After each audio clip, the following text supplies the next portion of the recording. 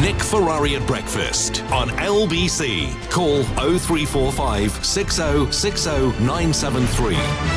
8 minutes before 8. Let's get to our very next person who's being interviewed, which is Justice Secretary and Deputy Prime Minister Dominic Raab. Apologies, Deputy Prime Minister, I'm late to you because I was speaking with Sir Lindsay Hoyle prior to your arrival, so I'm sorry to have tied you up this morning. And Sir Lindsay says that he wants he wants this appalling moment to lead to a better politics, a better discourse and a better sense of politics within the House as a result of this tragic killing. I imagine you're on the same page. Good morning. Good morning. I totally agree. And he's been a very assiduous custodian of that kind of respectful but free and open debate in the House of Commons. It's very important.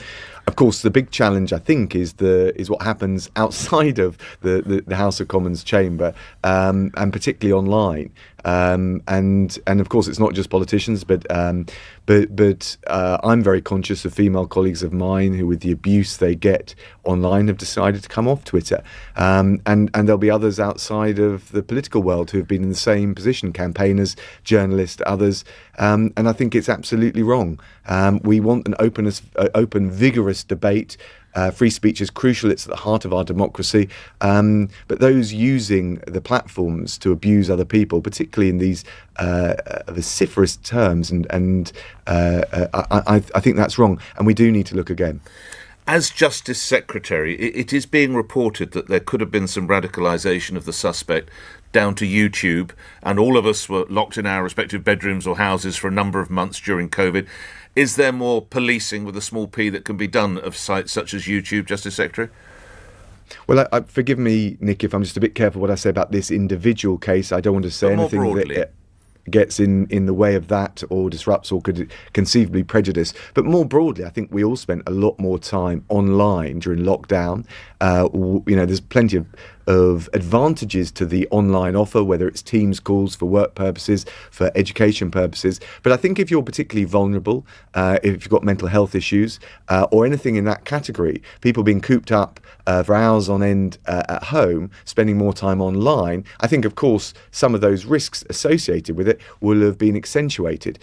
So we adapt, we evolve to that, and that's what the intelligence agencies and the police are doing and have done. So can there be better policing?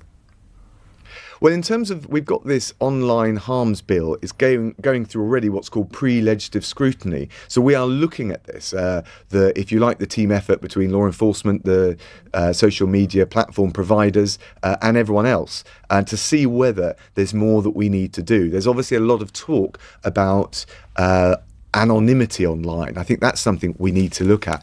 I've said earlier in the media round this morning, those that are using the veil of anonymity as a platform for abuse, there's something wrong with that. So we'll look at that.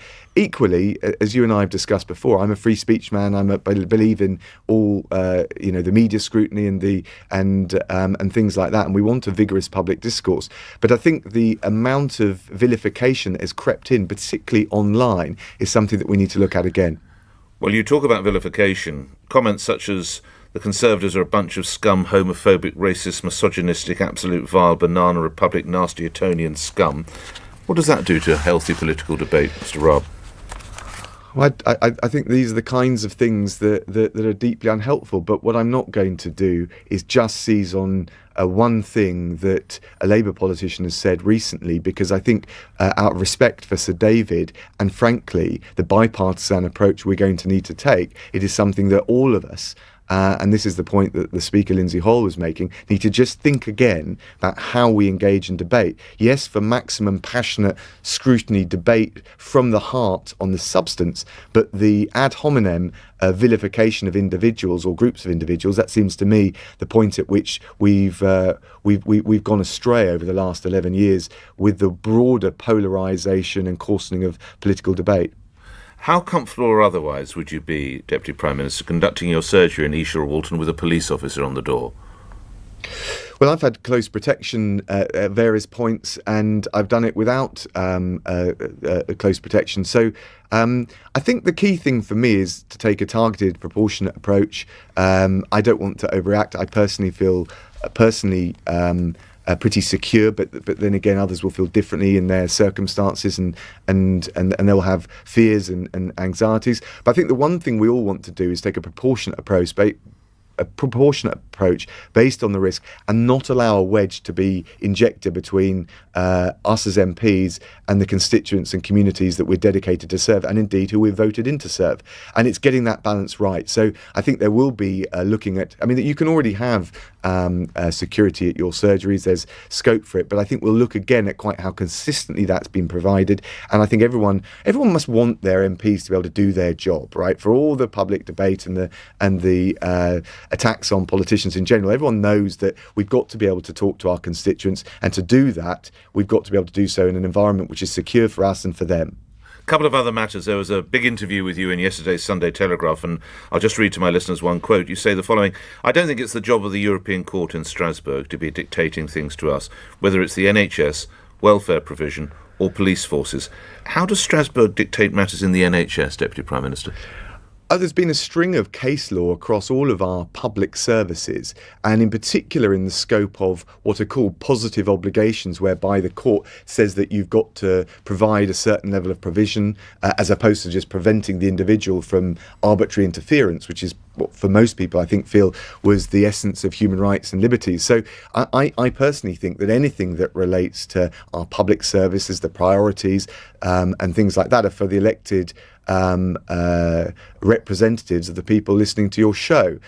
So we've talked about this for many years. We're going to grasp the nettle, and I think we want to be, and I passionately believe in standing up for our ancient freedoms in this country. If anything, I want to look at strengthening things like freedom of speech and freedom of expression. We've seen too much closing down of debate, and I think of the fact that Rosie Duffield couldn't attend her Labour Party conference this year because of that, and we need to protect that in campuses, in wider debate, subject of course to the threats that we see online. On the other hand, I think the abuse of the system that we've seen, I've given the example previously of frustration of deportation orders by foreign national offenders. I think we need to get some common sense back into the system as well. Lastly, I wonder if we can come full circle. I have to say I never had the pleasure of knowing Sir David particularly well, but I'm absolutely bowled over by what everybody says is what a super bloke he was, clearly dedicated to his constituents as much as he was his family. You obviously knew him far better. Your recollections of Sir David, Mr. Raab?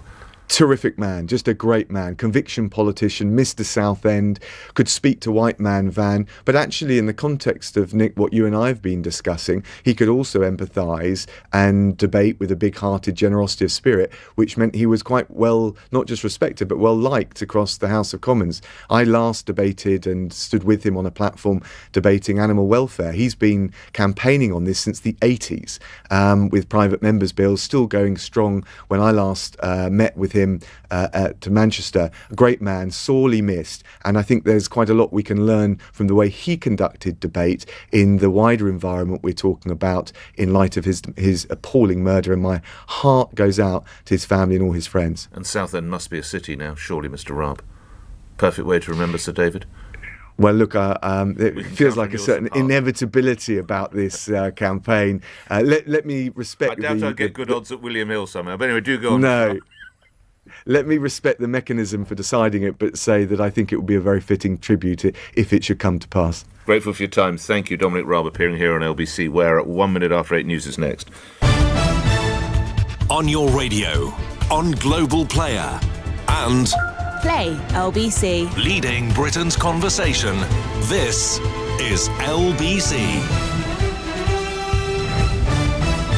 From Global's newsroom at 8 o'clock.